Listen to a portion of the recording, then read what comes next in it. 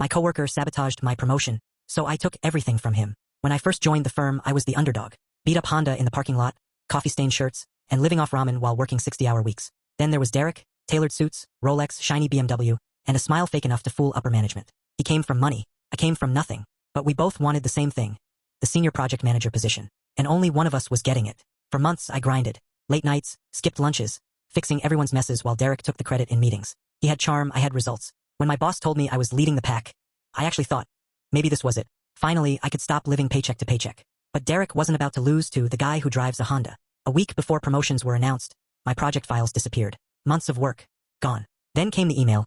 Due to compliance issues, your proposal is under investigation. Compliance issues? I triple-checked everything. But Derek smiled across the cubicle and said, rough break, man. Guess some people just don't have luck on their side. That's when I knew. He'd framed me. They suspended me, pending review. I watched him celebrate that night, clinking glasses at the bar, bragging about his hard work finally paying off. He got the promotion, the big office, the parking spot. Meanwhile, I was stuck at home eating dollar noodles trying to figure out how to pay rent. He posted pictures with captions like, hard work pays off. Hard work, my ass. Then something strange happened. 2 weeks later, one of the IT guys I used to help with reports texted me, hey, check the shared drive backups. You might find something interesting. I did. Hidden in a folder labeled training material, there were 2 versions of my proposal, mine, and the one Derek had edited. He changed a few numbers to make it look non-compliant, then leaked it to HR anonymously. I finally had proof. So I got to work, created a neat little folder with timestamps, metadata, emails, and side-by-side comparisons. Then I dropped it quietly to the regional director. No message, no explanation, just the facts. 3 days later, I got a call. We need to talk. I walked into the office wearing the same cheap suit I'd interviewed in. Derek looked nervous for the first time ever. The director laid everything out on the table.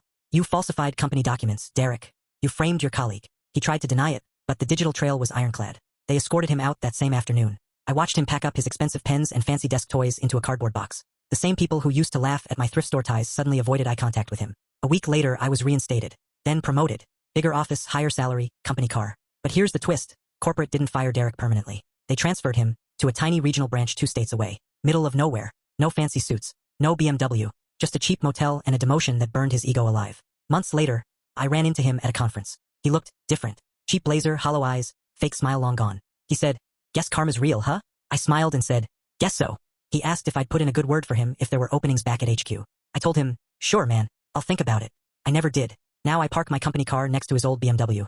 Still sitting in the lot, collecting dust. People say revenge doesn't change anything. But every morning, when I walk past that empty cubicle with his nameplate still faintly visible, I can't help but think. Sometimes, it changes everything.